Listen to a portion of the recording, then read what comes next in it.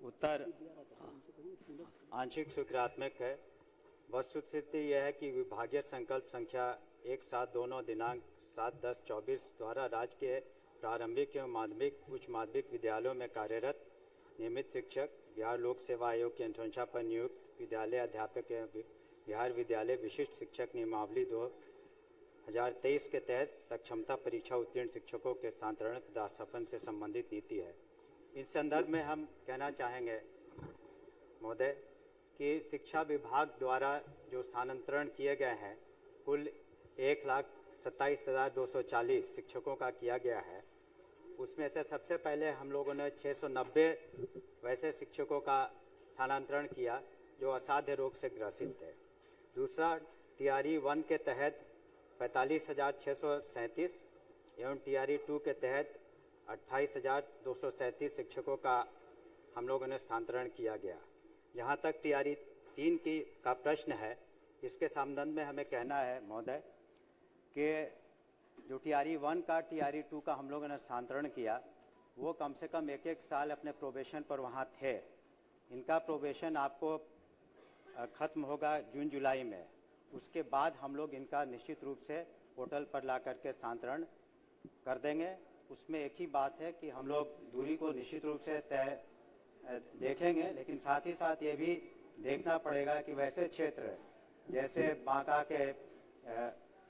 का इलाका है बेलहर, या फिर आपको कैमूर का इलाका है, या फिर जमुई का कुछ इलाके हैं, तो इन जगहों पर कम वहाँ के छात्र वहाँ के लोगों ने क्वालिफाई किया है, तो उन सब जगहों पर भी उनको भेजना आवश्यक है। तो रिक्तियों को इन सब बातों को देखते हुए टीआरई 3 वाला भी जून जुलाई में हम लोग पोर्टल के आधार पर निश्चित रूप से कर देंगे।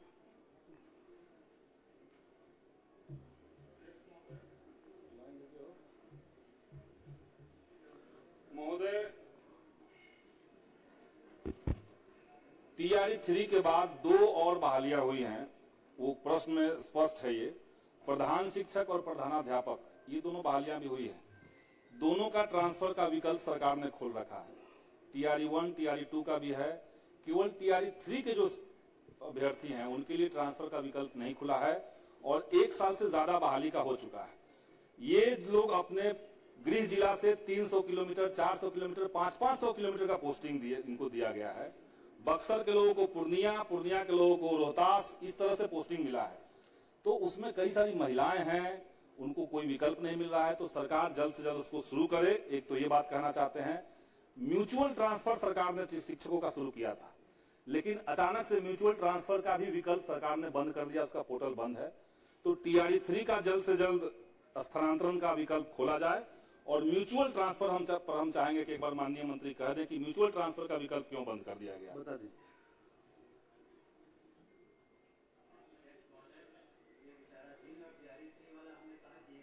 पूरा होगा इसके बाद ही टीआरई 1 और टीआरई 2 का जैसा उसी प्रक्रिया में हम लोग निश्चित रूप से कर लेंगे।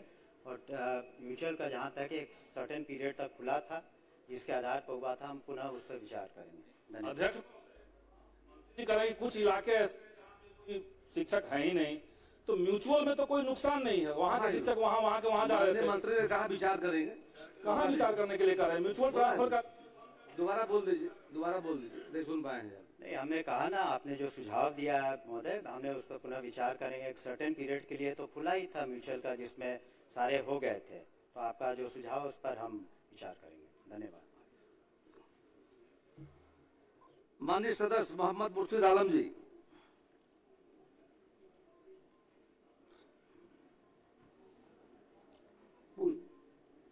माननीय अध्यक्ष महोदय, आप पूछ लीजिए, जवाब आया है।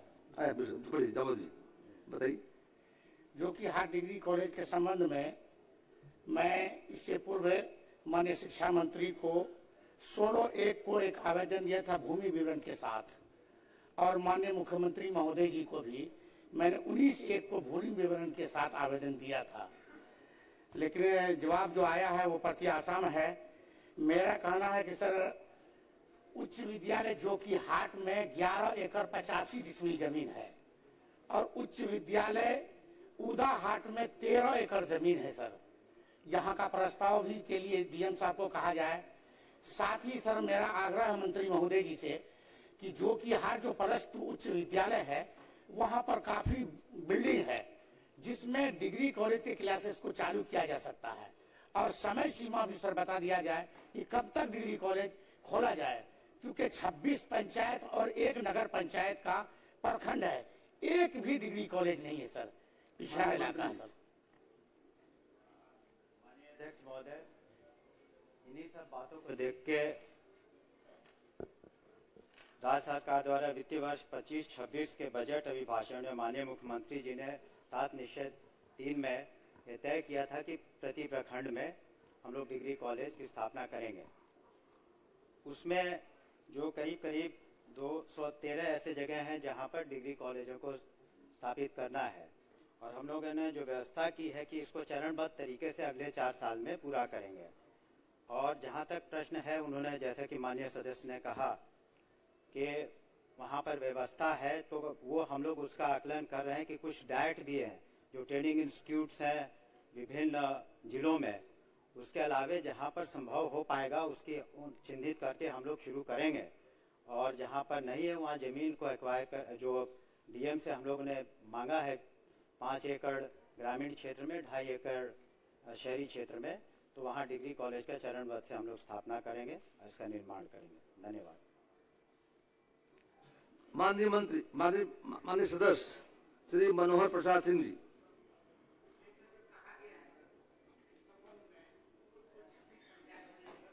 कहा तो है सर, ठीक है, उसको सर आदेश करने की कृपा कीजिए। बिल्कुल स्पष्ट कहा जा करके कि आपका प्रस्ताव जो है सरकार विचार करेगी। माननीय सदस्य मनोहर प्रसाद सिंह जी, अब आगे बढ़ गए प्लीज, अब बात आगे निकल गई। अब हो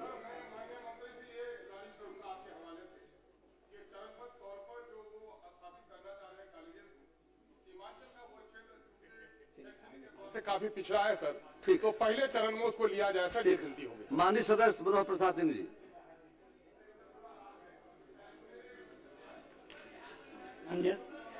शांति शांति, माननीय सदस्य शांति बनाए रखें। उत्तर प्राप्त है।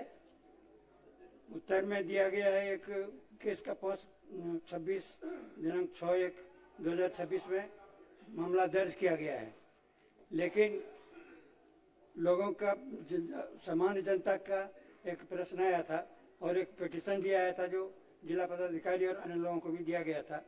26/1/2026 को मैंने भी जिला पदाधिकारी को मेल द्वारा इसकी सूचना दी थी, लेकिन उस पर कोई कार्रवाई नहीं हुई। दुर्भाग्यपूर्ण बात यह है महोदय कि जिन लोगों का नाम दिया गया है, जो दिया उस पिटीशन में रामनिवास यादव और अन्य लोगों का नाम दिया गया है, तो ये आदमी जो जदयू के उम्मीदवार थे उनके समर्थक हैं और उनके समर्थक हैं, दुर्दांत क्रिमिनल है, इसलिए उनके समर्थक हैं, इसलिए इस पर कार्रवाई नहीं हो रही है।